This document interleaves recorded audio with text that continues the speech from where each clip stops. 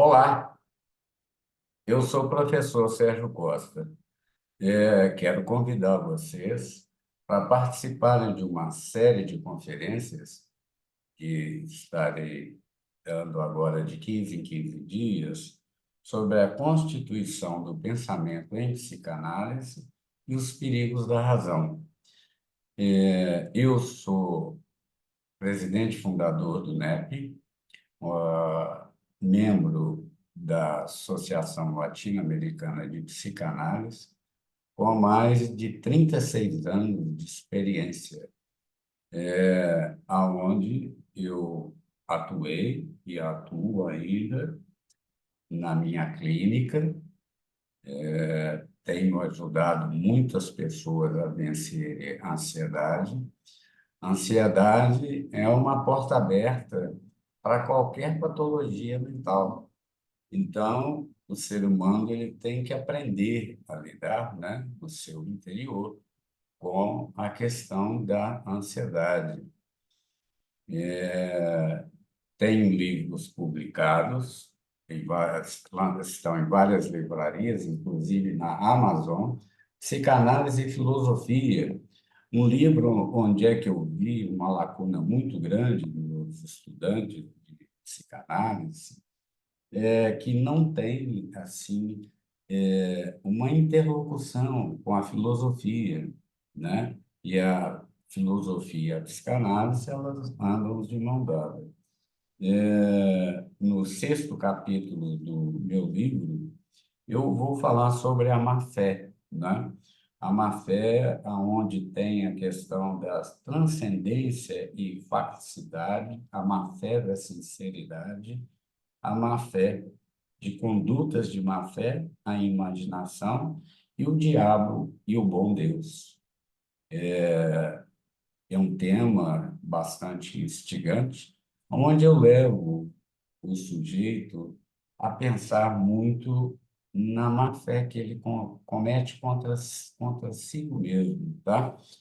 Na intenção, às vezes, de poupar uma verdade para si e para o outro. Quero também sugerir o meu livro, que foi publicado pela Unesco, Evolução de Projetos de Desenvolvimento Educacional Local, onde eu faço um trabalho no Caparaó e Alto Caparaó, levando essas comunidades a estarem tomando consciência da importância da sua cidade, daquele espaço geográfico, com muita importância política em Minas Gerais e da sua indústria cafeeira, que é muito forte, né? Meu livro foi patrocinado pela Fundação Kellogg, tá? E Unesco. Se querem ler os meus livros, podem entrar em contato comigo, que estarei pronto a dividi-los, né? Dividir essa obra de grande importância, que eu vejo que vai ajudar muitas pessoas. Mais uma vez, quero também convidar para vocês virem fazer o curso de psicanálise. Vocês vão passar a ter uma maior abrangência do que é o ser humano, de como o ser humano tem que aprender a lidar com a vida, com os objetos do mundo que nos rodeia. E aguardo vocês nas minhas conferências, que vai acrescentar muito à vida de vocês.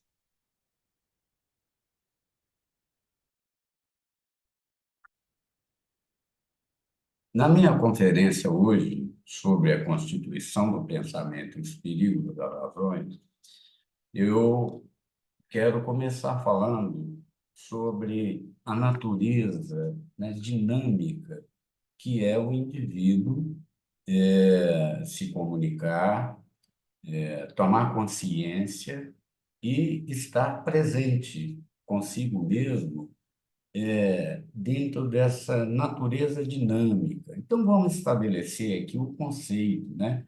o conhecimento não é estático, é dinâmico e evolui com o tempo, conforme a sociedade se transforma. Novas informações, tecnologias e paradigmas emergem, moldando e referindo o que consideramos ser conhecimento válido e relevante. Muito bem, à medida que as tecnologias vão se desenvolvendo, à medida que a sociedade está evoluindo a cada momento, a internet avançando, vários softwares cada dia mais sofisticados, a comunicação com o banco, a comunicação com as escolas, a comunicação com os médicos, né? A comunicação com o seu analista, com o seu psicólogo, através dessas plataformas, vai fazendo com que haja uma necessidade de um envolvimento maior com o pensamento, com os estudos, com a abrangência da tomada de consciência dessa comunicação. Essa comunicação, ela abre muitas fronteiras, ela economiza tempo, ela economiza espaço.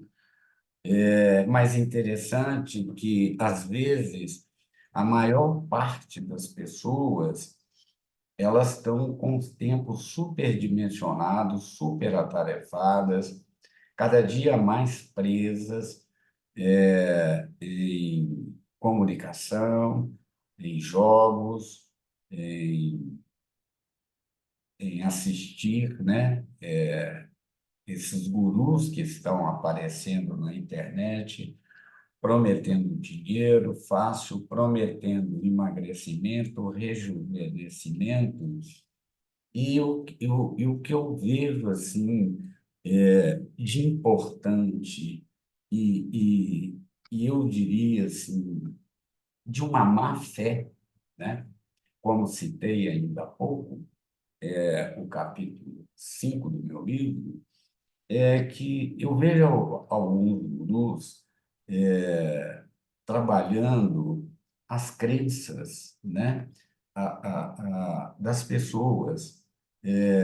Tenho pesquisado muito, visto muito a internet e dentro dessas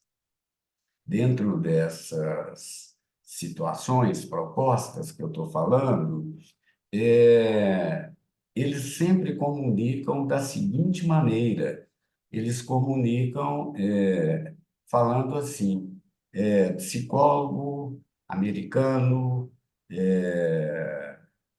faculdade de Harvard, fez essa pesquisa, fez esse estudo e trabalhando a fé cega dessas pessoas que não conseguem tomar consciência e pensar por si próprio, né?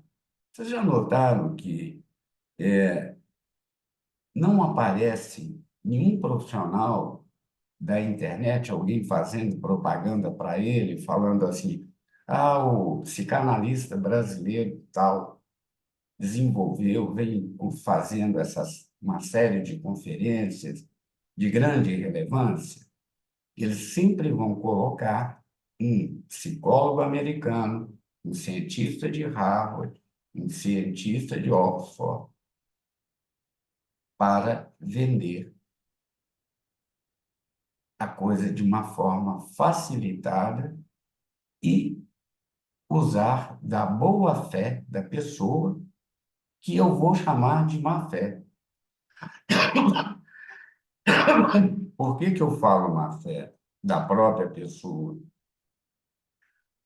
Porque elas se sentem incapacitadas de, por si só, pesquisarem e pensarem. E se for algum autor brasileiro, algum psicanalista, não serve.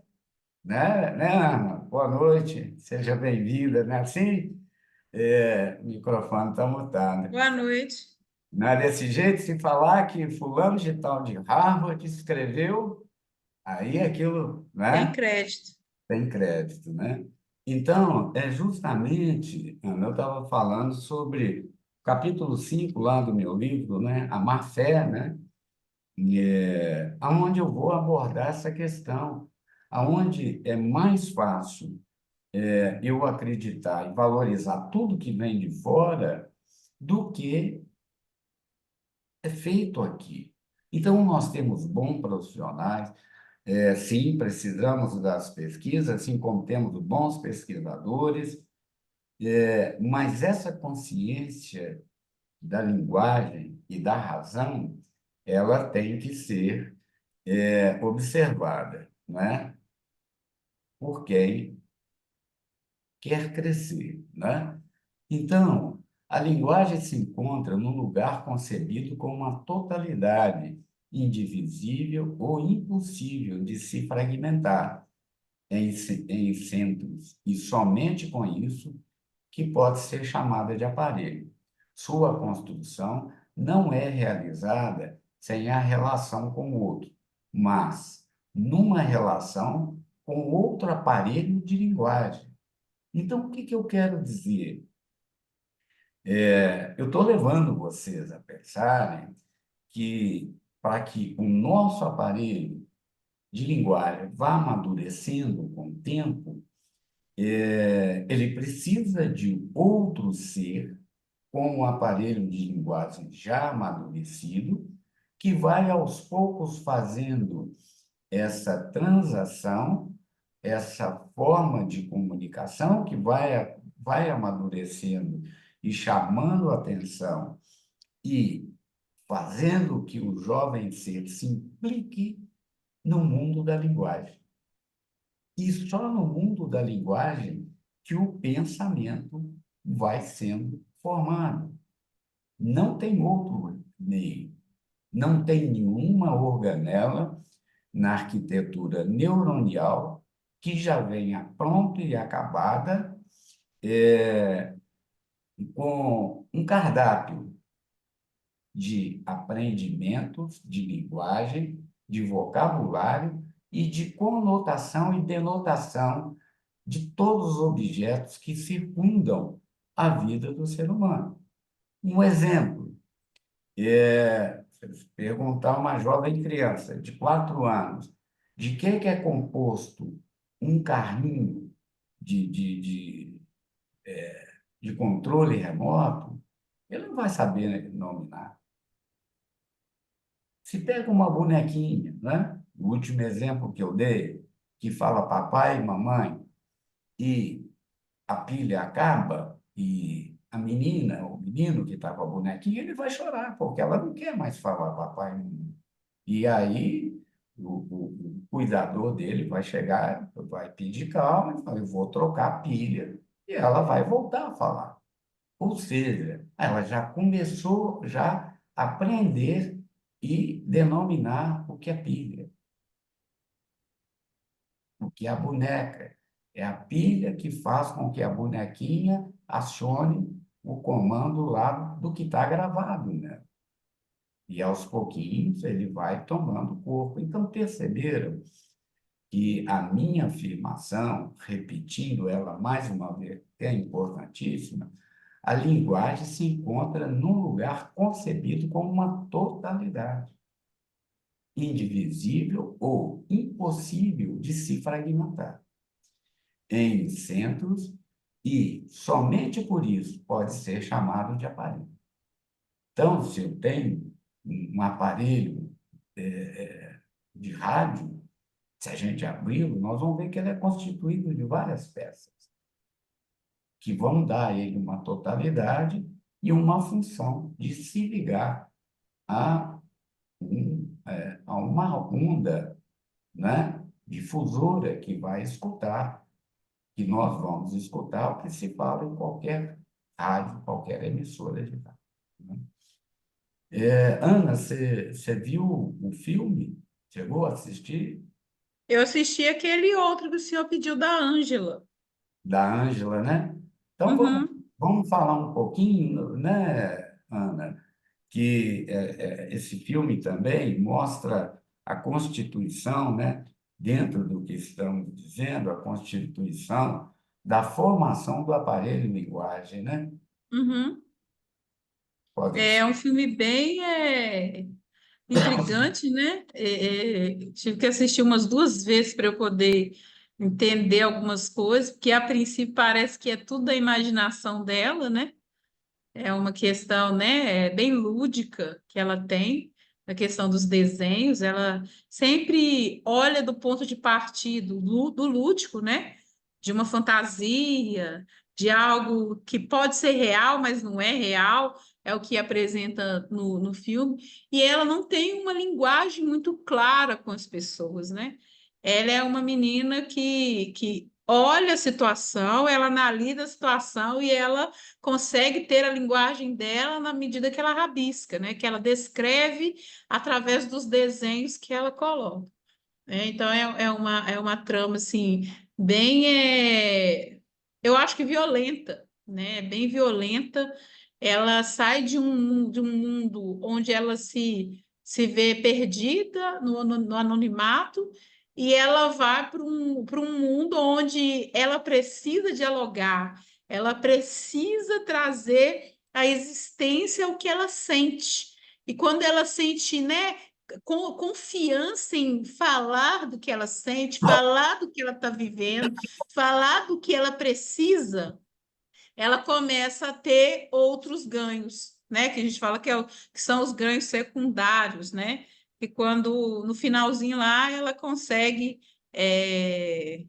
um contrato, né? Para ser cartunista principal lá daquele editor lá, que nada mais do que era uma coisa mal entendida, não tinha nada demais. Foi É. só um mal entendido de uma cabeça muito fértil, né?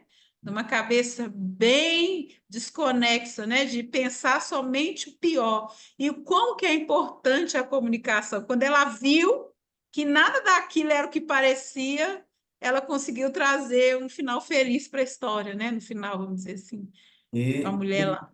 e se tornar uma escritora, né, Ana? Isso, A isso. propósito, essa é a nossa professora Ana Donizete, formada no NEP, psicanalista de ponta, né, Ana? Uhum, E está aqui conosco aqui, participando dessa conferência. Então, a gente vê, assim, num certo momento na Ângela, uma certa pobreza, né, de comunicação. uhum. De Apenas comunicação. de comunicação. Apenas o olhar, apenas o fantasiar, imaginar, né? Aquela cena que ela vê a mãe dela lá conversando com outra pessoa, aí ela já começa a fantasiar, né? Coisas da mãe, sensualizar, erotizar a Uhum. conversa, né? Erotizar. É uma certa inibição, uma certa dificuldade de lidar com as palavras. Mas, para a sorte da Ângela, o filme que nós estamos falando, gente, é Traços de um Crime, né? Uhum. Mas, para a sorte da Ângela, ela tem uma cabeça muito fantasiosa, né? E muito fértil, como a E professora, curiosa, né? e curiosa, Muito curiosa. a professora Donizete falou. Então, ela consegue, num determinado momento, ter uma reação e traduzir tudo aquilo que ela não conseguia expressar através de desenhos e através de escrita, da palavra escrita, né? Traduzir Uhum. toda aquela trama criada por ela e transformando em uma novela, não é? Vamos chamar assim, né?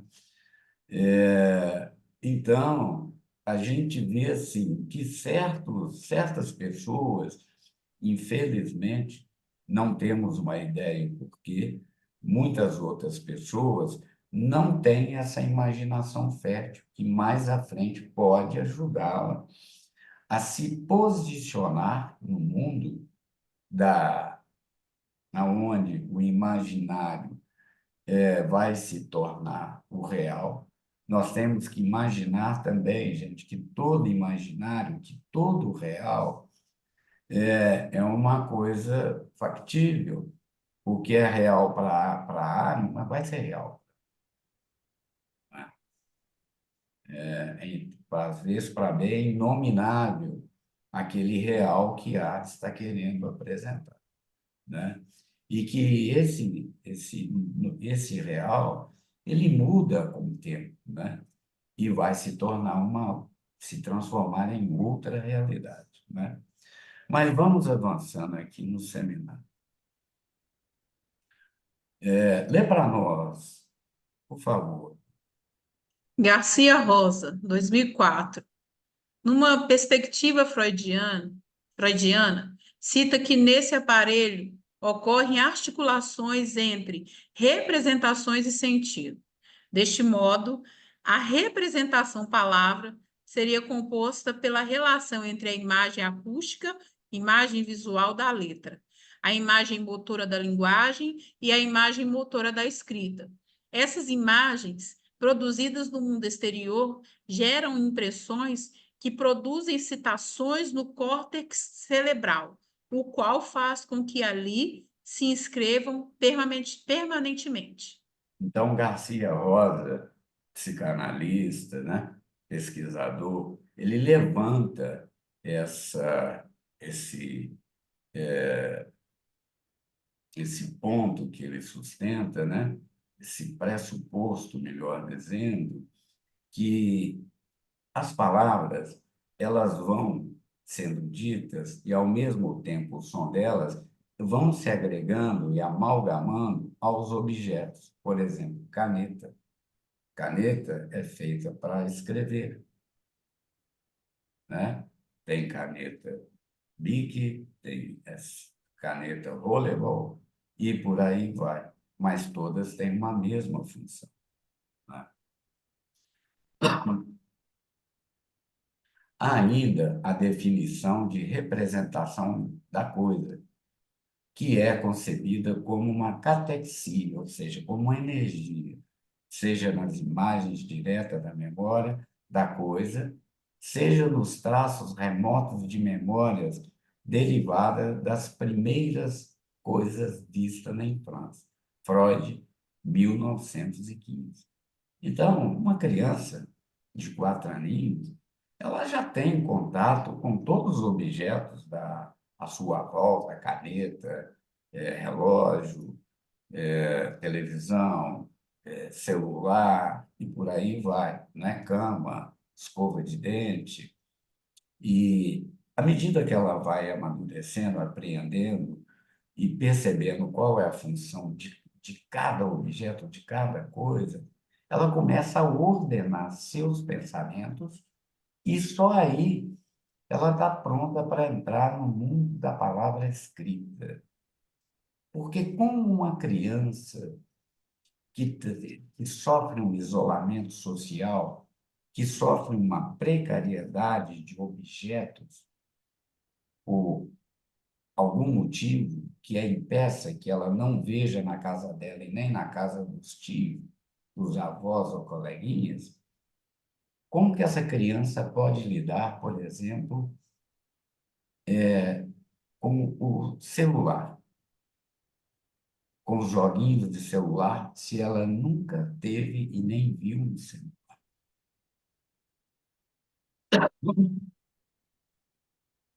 Então, quando Ângela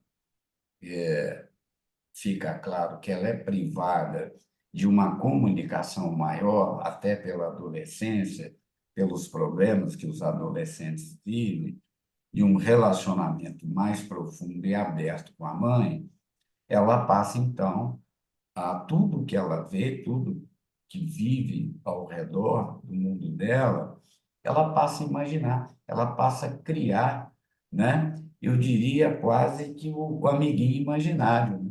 O Dom, por Uhum. exemplo, que é o amigo dela, ela transforma ele no mafioso, né? da Yakuza, né? Quer dizer, vai raptar as amigas, vai vender as meninas, vai prostituir, não é? Então, Para matar.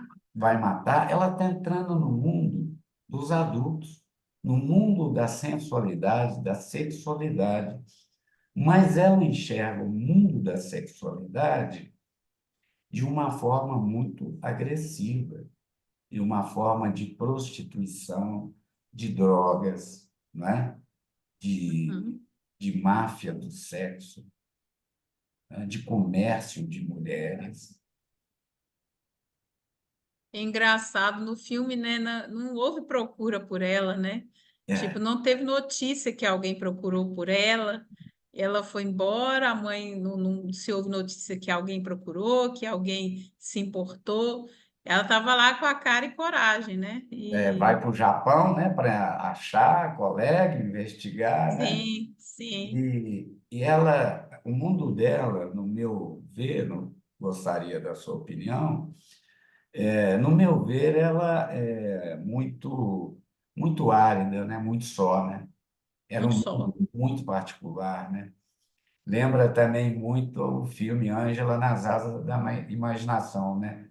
A outra Uhum. Ângela, que era criancinha e que tinha que tomar conta da irmã Ellen, né?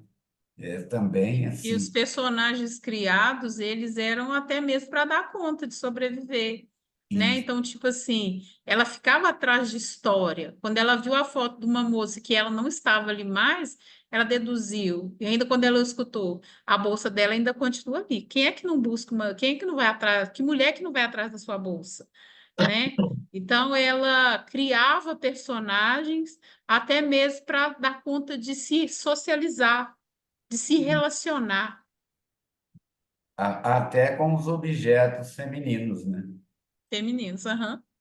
E também, assim, a sensação que me passou é que a questão da sexualidade era de uma forma muito deturpada, né?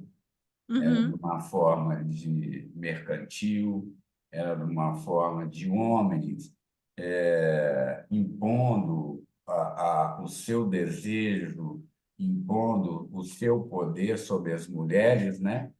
E elas teriam que Sujeitar. se sujeitar.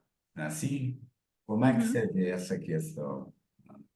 É, além da sujeição aí, né? Tem a questão do domínio, né?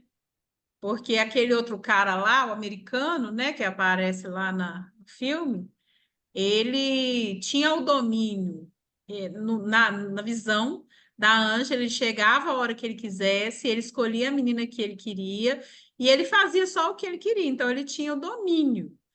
Né? E então era uma coisa de ordem, ordem de patente mesmo. Não, quem paga mais tem a menina que quisesse, né? Porque E uma coisa que você trouxe aqui, muito importante, bem lembrada, a sujeição da mulher ao poder, né?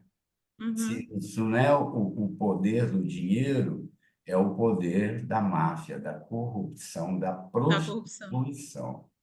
Então, a gente vê que já é uma adolescente, já com uma cabecinha bem deformada em termos de sexo e sexualidade, né?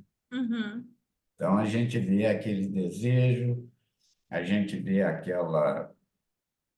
aquela pulsão sexual da mulher tendo e se submetendo a ser subjugada, uhum. se rendendo ao poder das drogas e dinheiro para que ela possa sobreviver. E até mesmo porque ela foi para o Japão por uma questão, mas não se dizia que aonde ela vivia ela tinha necessidades tão apuradas para ter que fazer prostituição em uma outra nação. Né? Então, foi a curiosidade aguçada dela de ser essa geisha, né? Porque ela pergunta para ele, mas é uma geisha? Aí ele É, fala, não propriamente dito, né? Porque geisha tinha que ser, né, da origem lá, né, japonesa, e elas são americanas, alemãs, né, russas, vários tipos de mulheres que estavam ali naquele contexto. E ela se enveredou nesse lugar, penso eu, que pela curiosidade, mais pela curiosidade do que propriamente dito para tentar uma história, uma vida, né? Vamos dizer assim, para tentar uma vida, porque ela chegou lá, viveu numa condição subhumana, né? É. Dormia num sofá pequenininho, totalmente desprovida de conforto, né? E é muito interessante, filho. Então, aí a gente pode fantasiar, né, que a noção de formação sobre corpo, sobre sexo e sexualidade, passada a ela, foi uma formação de uma péssima qualidade, né? Uhum. E que a mulher sempre está sendo subjugada, Subjugado. subserviente aos desejos humanos masculinos, né? Então, ela não consegue perceber que existe outro tipo de homem, outro tipo de relação social, outro tipo de relação amorosa, a que não fosse do sexo, droga e marginalidade. Muito bem. Os códigos fundamentais de uma cultura, aqueles que reagem sua linguagem, seus esquemas perceptivos, suas trocas, suas técnicas, seus valores, a hierarquia de suas práticas fixam, logo de entrada, para cada homem, há ordens empíricas com os quais terá de lidar e nas quais se há de encontrar. Ou seja, no amadurecimento da criança, do aparelho de linguagem, para que ela tome consciência, ainda na nossa cultura, não é que tem que uma criança de 4 anos saber de tudo, não é isso. Mas ela tem que aprender e ver a troca de carícias, de um beijo, de um abraço, de um aconchego do marido para com a esposa, do pai para com a mãe, da mãe para com o filho. Ela também é humana e ela vai desejar isso. Tanto é que ela quer abraçar o pai, ela quer abraçar a mãe, né? Às vezes tenta uma carícia até mais íntima, os pais rechaçam, né? Assim, então, quer dizer, isso faz parte da comunicação e do aprendizado. Para que haja um pensamento bem formatado, para que haja a evolução da pulsão de ternura, a criança tem que ter e ver essas coisas dentro do seu respeito, dignidade, carinho, através da palavra, do gesto. Não tem outra maneira. E o ser humano é o único que é capaz de dar ternura a qualquer outro animal da escala zoológica. Por exemplo, você pega um cachorrinho, desde novinho, vai dando carinho, vai dando amor, vai dando comidinha, vai cuidando dele. Esse animal, ele retribui ao dono, ao humano, pulando, batendo o rabinho, latindo quando ele chega, fazendo festa. Mas prestem atenção, na família de um cachorrinho que nasceu, de uma família F, nasceu vários cachorrinhos. Quando chega a maturidade, que é por volta dos 6 meses, a mãe e o pai já não reconhecem mais os filhotes, né? Como filhotes. Já são adultos, né? Se Uhum. deixar, até um próprio filho pode fazer uma monta com uma cachorra, com a mãe. Mas já pensando, voltando para o reino do homem, né? Dentro de um equilíbrio, dentro de uma normalidade, há um carinho, há uma troca de porção de ternura, mas há um afastamento de qualquer possibilidade, assim se espera, né, de uma relação sexual entre mãe e filho. Mas sabemos que acontece, não é? A grande pergunta é: por que alguns se dão o direito de fazer sexo com o próprio filho e outros não? Aí nós temos que voltar ao amadurecimento, do aparelho, da linguagem que vai produzir e formatar o pensamento. Então, levantamos algumas alternativas, né, algumas incógnitas. A primeira é que não houve respeito, limite na educação e nem a construção do pensamento de uma ética e de um respeito de mãe para filho na infância desse indivíduo, ou dessa Não foi própria. instaurado o totem, no caso? E isso não foi instaurado. E nem a lei do pai, né, Ana? Uhum. Porque também falta o fundamento, mesmo que uma mãe, vamos dizer assim, esteja estabilizada psicologicamente, mas o pai pode estar fazendo a lei do pai. Mas aconteceu isso esses dias para trás. Foi sexta-feira, eu vi uma notícia, um rapaz, já um homem mais velho, deve ter quase 40 anos, ele está preso. E aí a notícia foi que a mãe faleceu, a mãe de 65 anos faleceu. Ela tinha problemas mentais, ele que cuidava dela. E devido aos ferimentos, né, e os estupros, os abusos que ele desferiu contra Tia, ela, ela não suportou e chegou a óbito. Aí na notícia está descrito assim que ele falou assim: eu tentei retirar o filho que eu coloquei dentro dela. que isso. E Agora, aí eu acho que ela teve recentemente, recentemente. E aqui em aí ela Minas, esse caso, teve. não, né? Eu vou até te mandar aí para o senhor dar uma olhada. Manda É, assim. ela teve, deve ter tido alguma complicação, né? Porque E até, ele. até pela idade também, né? Não levou de Uhum. tal nem nada, né?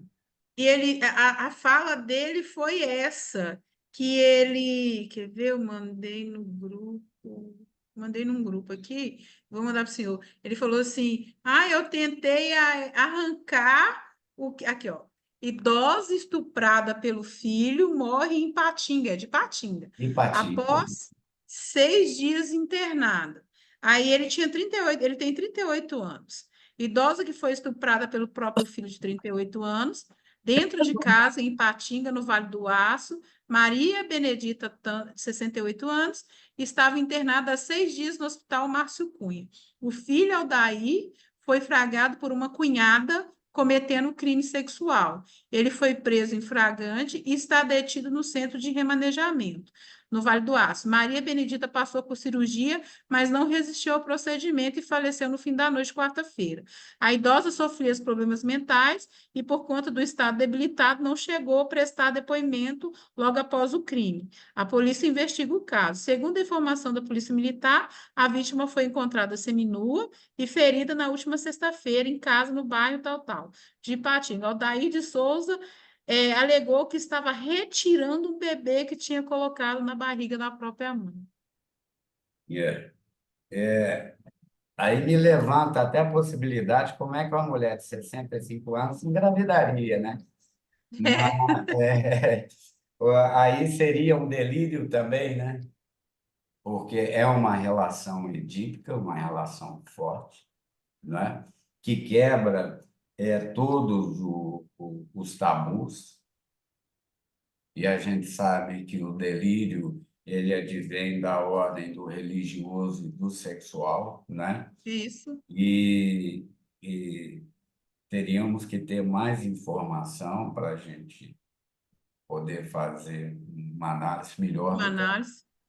Mas é um caso clínico muito bonito para estudos, né? A que ponto que um ser humano chega, né?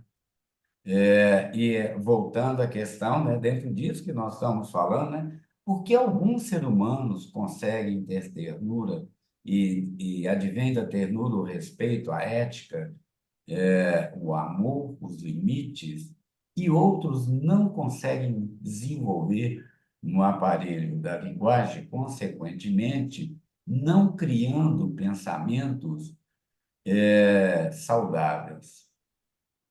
É um ponto que vamos decorrer nessas conferências sobre a contribuição do pensar e o perigo da razão.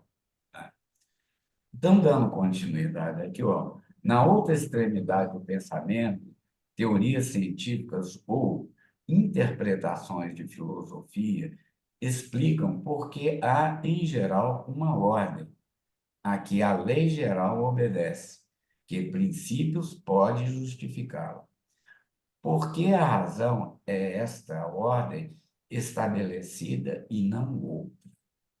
Olha, é uma grande questão que nós temos que aprofundar. Queria também lembrar que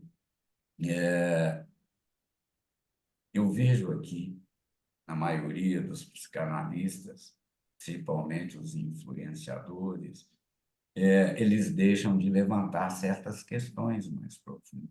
E questões fáceis de um entendimento a nível popular.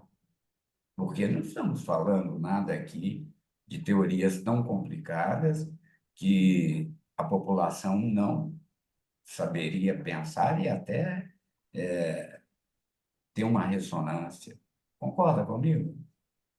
Sim, até mesmo porque se eu estimulo pensar, eu vou trazer contextos saudáveis, né? Vou ter respostas saudáveis e até mesmo respostas que podem agregar no conhecimento, né? Quando a gente traz questões da filosofia, até lembrei que numa aula que eu participei, o professor ele trouxe aquele famosa experiência que eles fazem, né? De inicial com todo mundo que inicia lá na filosofia. Ele põe um vídeo lá mostrando um dilema, né? Um pai que precisa, que trabalha numa determinada atividade, e aí o filho cai no alçapão lá, mas se ele salvar o filho, morre todas aquelas pessoas que estão lá no vagão do trem, mas se ele decidir salvar o povo, aquele monte de gente, morre o filho esmagado, né? E aí, o que que você escolhe? Que você, né, vai fazer? Você vai salvar toda a humanidade e Ou, esmagar o seu filho? ou Ou vai você vai salvar. tirar o seu filho e acabar com todo aquele povo que estava ali naquele vagão, né? Até trazendo uma tipificação de Cristo, né? E Cristo foi esmagado, né, na cruz.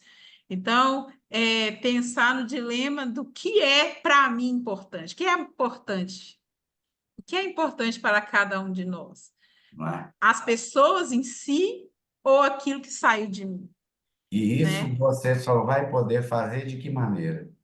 Tendo capacidade de Pensando, pensar. pensando. Porque quando não pensa, age no impulso, né? Vai lá, ó, nem pensa na humanidade, vai lá e puxa o fio. E a humanidade que está atrás dele morre. Aí depois que ele vai tomar ciência, e ele vai poder usar da má fé, né? Eu fiz Isso. isso, matei várias A culpa, pessoas, né? A culpa. mas é para salvar o meu filho. Digam então se eu sou o culpado, tá? Então começa A- aquele diálogo insano dentro de si e estabelece a culpa, não é?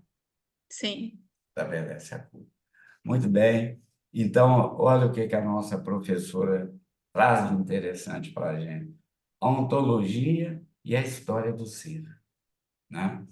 Então, vamos lá. A ontologia, enquanto estudo do ser, questiona a natureza da existência e da realidade, né? A história do ser, portanto, não é apenas uma cronologia de eventos ou existência, é uma tapeçaria rica de experiências, interações e percepções que formam a essência do que os seres se entendem e compreendem o mundo ao seu redor. Então, é uma experiência rica e profunda, que vai levar o ser humano a se refletir. Mas vamos colocar em outra dimensão, um exemplo de outra experiência filosófica, né? Que não vai matar a humanidade. Mas você vai ter que entregar seu filho à polícia. É. Seu filho mata uma pessoa e você fica sabendo. Lesa uma pessoa, atropela, foge e você fica sabendo. Você entregaria o teu filho à polícia? Nossa, é um dilema, né? Não é? Aí é um dilema, né? Também, porque Agora, cai no pensar, né? Se eu não pensar, né, nesse filho como cidadão, como pessoa, como ente, eu vou tentar proteger. Eu vou esconder, eu vou fugir, eu vou dar um jeito. Mas se eu pensar que ele é um ente, que ele é responsável pelos seus atos, que ele, né, tem uma escolha, né, de tirar uma vida e de deixar essa vida prosseguir, eu tenho que agir com coerência, com moral, né? Aí o texto fala assim, ó, é aí que uma cultura afastando-se insensivelmente das ordens empíricas que lhes são prescritas pelos seus códigos primários, instaura uma primeira distância em relação a elas. Então, se eu não executo a arte de pensar, e eu penso que é o que nós vivemos na atualidade, não pensamos, estamos indo a carreada, né, por um emburrecimento do ser, quando eu trago tudo pronto, mastigado, eu não instigo a criatividade, eu não instigo um novo pensamento. Então, se eu não penso que aquela pessoa, além de ser o meu filho, ele é um ente, ele é uma pessoa responsável na sociedade, eu vou querer proteger, eu vou querer cuidar. então, aí, voltamos ainda há pouco a um tema que a gente dissertava sobre o real e o imaginário, Imaginar. que vai se transformar numa realidade. Uhum, Então, aí vimos uma construção de moros, uma construção de ética, né? E de convivência. Mas entre essas duas regiões tão distantes, reina um domínio que, apesar de ter, sobretudo, um papel intermediário, não é menos fundamental e mais confuso, mais obscuro e, sem dúvida, menos fácil de analisar. É aí que uma cultura, afastando-se insensivelmente das ordens empíricas que lhes são prescritas por seus códigos primários, instaurados uma primeira distância em relação a elas, repetindo a sentença. Que se torna obscuro naquele momento é meu filho. Eu vou deixar meu filho sofrer na cadeia? uhum. Mas aí, e aquela ética e aquele modus que você preconizou e deu como ideologia de vida o tempo inteiro? Ela vai servir só para o outro? Se fosse seu filho, você clamaria por justiça. Você recorreria à justiça. Nós estamos falando, então, de um superego herege, daquele Uhum. que, quando a gente fala em heresia, dentro da psicanálise, nós estamos falando não da heresia de blasfema, de contra outros, mas contra si, contra você ir contra seus códigos de conduta. Você pautou por um código de conduta 40 anos da sua vida. Aí depois você vai ter que ir contra ela porque foi seu filho que atropelou e fugiu. E não prestou socorro à vítima e ele veio a falecer. São essas condições. Teve um tempo atrás que aconteceu com aquele filho do Eike Batista, o Thor, É o que ele filho dele, atropelou né? um rapaz, né, de bicicleta, ele estava em alta velocidade e ainda quiseram culpar o rapaz e veio a Portanto, óbito, né? Ele estava então é no assim, lugar errado na hora errada, né? Vamos dizer assim. é Rapaz que um, atropelou a BMW, não foi a BMW que atropelou o do rapaz, né? rapaz, não. Quer dizer, o objeto BMW, é, o delírio, né, de grandeza, de status, acaba se tornando a vítima. É, mas ele é o filho do Trovão, né? Thor, O filho do Thor Trovão. é o Deus do trovão, o Deus que Ele pode tudo. Então, até uma vez eu veio ao meu consultório uma mulher com o nome de Pérola, e eu comecei a análise pelo nome dela, né? Vamos tentar entender como é que você se sente como uma pérola. Se um indivíduo desse viesse também à minha clínica, eu começaria com o nome, né? Como é que você se sente sendo o Deus do trovão, né?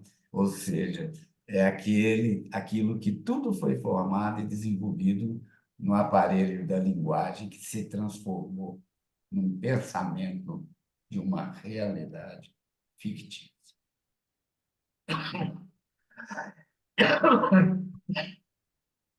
Os deuses estão só no imaginário. É. Aqui na Terra, nós somos homens e mulheres, seres humanos feitos do mesmo material, carne, osso e sangue, e sentimentos, né? Claro, tá? Dá uma lida para nós, Ana, por favor. A ordem é, ao mesmo tempo, aquilo que se oferece nas coisas como a sua lei interior. A rede secreta, segundo a qual elas se olham, de algum modo, umas às outras, e aquilo que só existe através do crivo de um olhar, de uma atenção, de uma linguagem, se manifesta em profundidade, esperando em silêncio o momento de ser anunciada. Então, perceberam? A ordem é, ao mesmo tempo, aquilo que se oferece nas coisas com sua lei interior.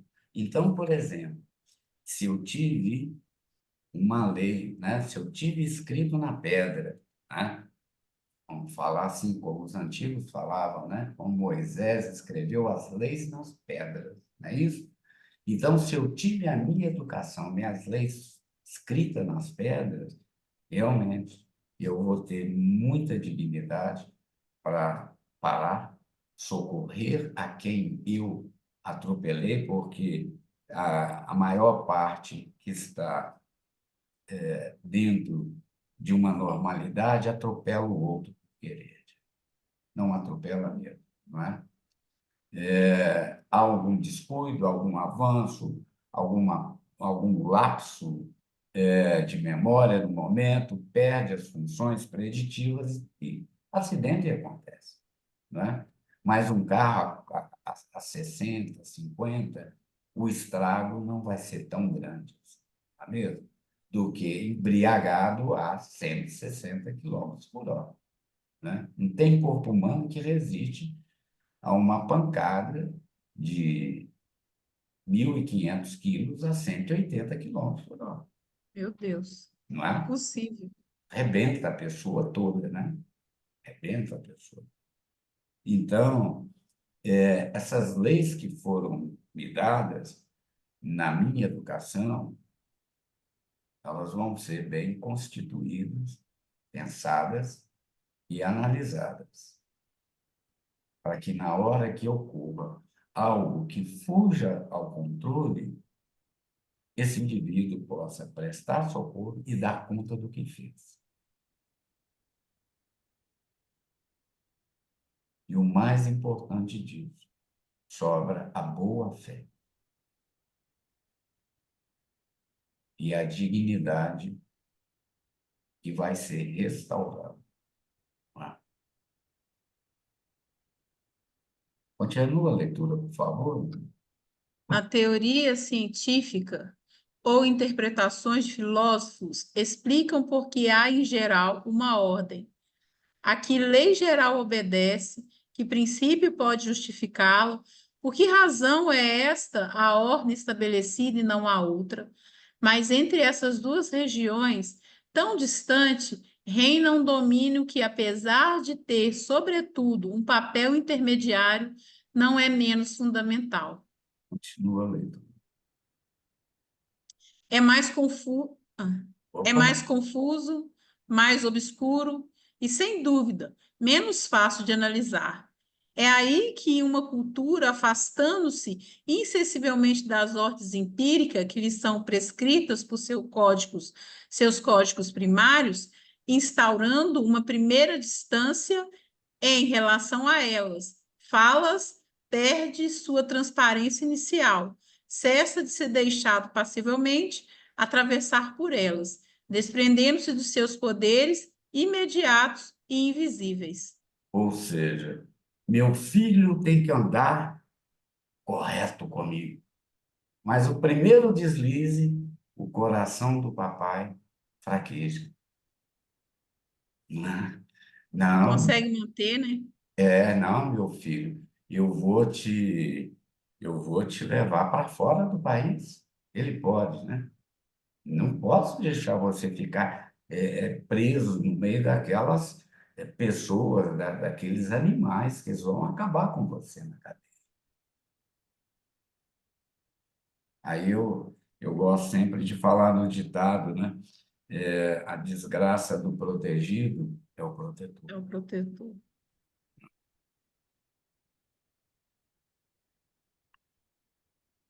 Como o uso da linguagem libera-se o bastante para constatar que essas ordens não são, talvez, as únicas possíveis nem as melhores, de tal sorte que se encontre diante do fato bruto de que há, sobre suas ordens espontâneas, coisas que são em si mesmas ordenáveis, que pertencem a uma certa ordem, muda, em suma, que a ordem, né? Então, que ordem é essa? Voltamos ao caso. Vivemos 40 anos sobre uma lei, sobre uma ordem. Já podemos aqui, me ver na cabeça, até analisar a comunicação, a escrita central da bandeira do Brasil, né? Ordem e progresso. Que ordem é essa e que progresso é esse? Há um real atrás, que era uma realidade, hoje não é mais o real e é outra realidade. E como que isso aconteceu? A cada nova geração que veio, a desvalorização dos símbolos cívicos brasileiros. Então, querem colocar a nossa bandeira vermelha, querem colocar a nossa bandeira com arco-íris, que façam a bandeira de cada um para si, dentro da sua ideologia. Assim como nós somos obrigados a respeitar, eles também têm que respeitar o símbolo brasileiro, como nós respeitamos a bandeira de Israel, a bandeira do Hamas, a bandeira de qualquer lugar. São símbolos.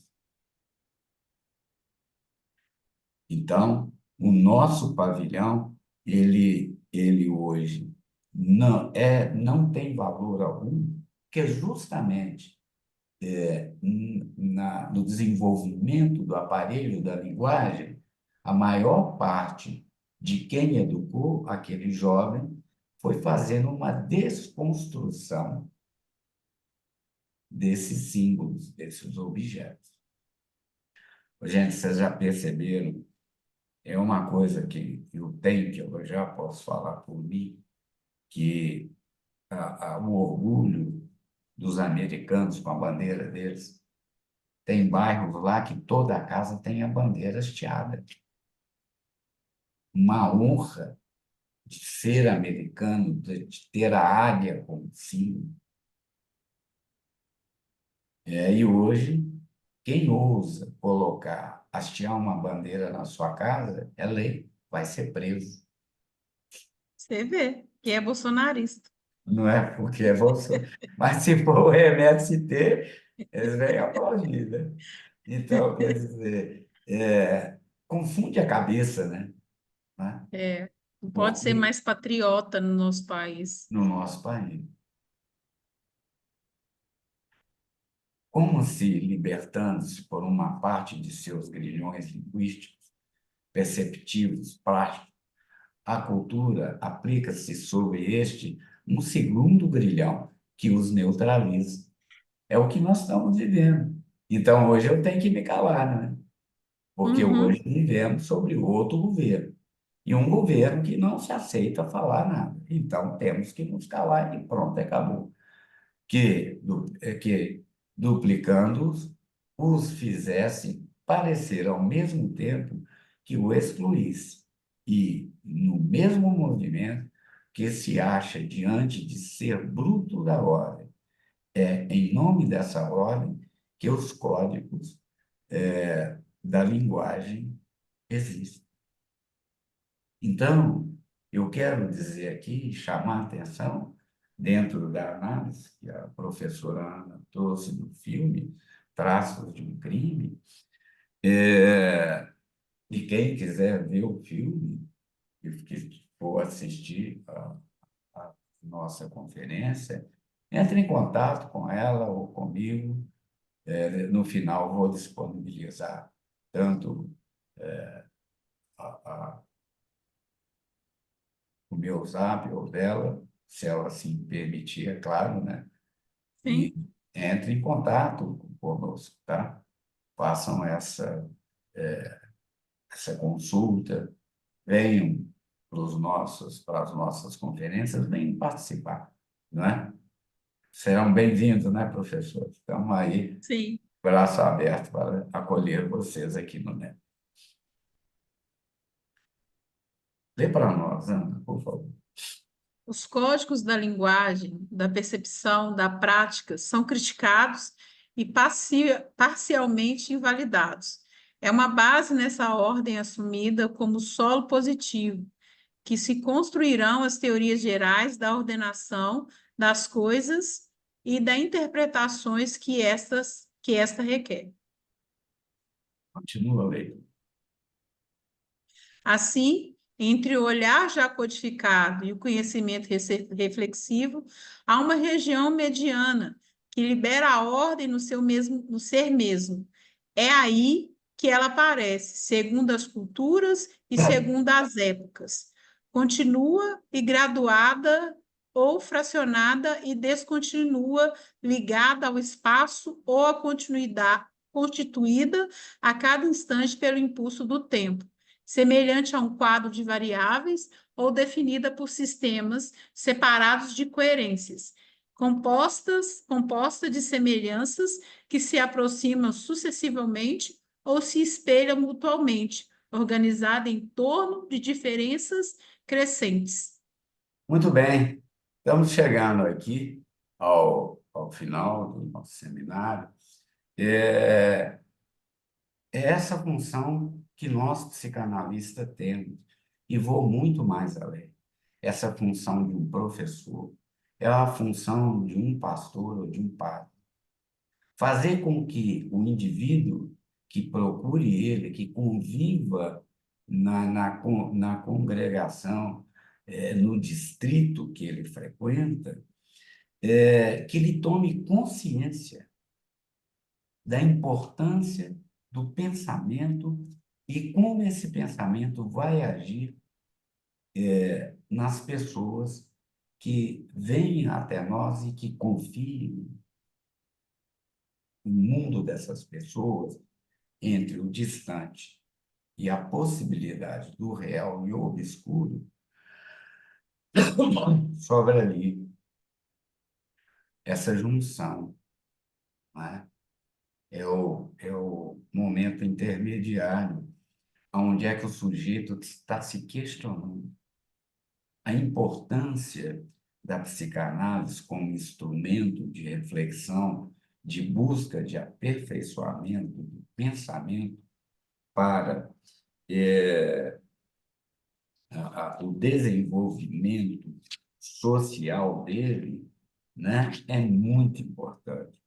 E para que esse projeto possa caminhar, né, do desenvolvimento social, ele advém só através da tomada de consciência.